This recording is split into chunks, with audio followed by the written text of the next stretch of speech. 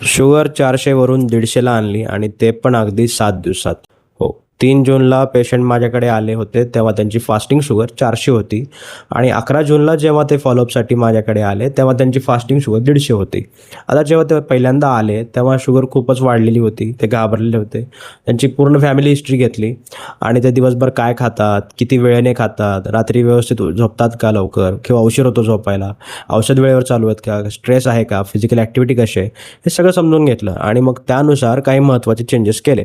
आता डाएटमध्ये त्यांचे मी बदल आणला. अनावश्यक शुगर स्पाइक्स देणारे जे पदार्थ असतात ते त्यांच्या डाएटमधून बंद केले. मील टायमिंग्स त्यांचे सुधारवले. प्रोटीन इंटेक असेल किंवा हायड्रेशन त्यांचं असेल ते व्यवस्थित करायला सांगितलं.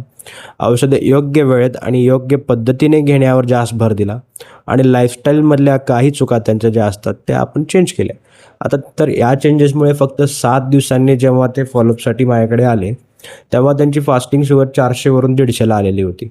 आता 150 काय हे परफेक्ट आहे असं मी म्हणत नाही आहे, पण 400 वरून जर 150ला शुगर येत असेल तर हा फार मोठा फरक आहे. खूप फार मोठा बदल त्यांच्यामध्ये झालेला आहे.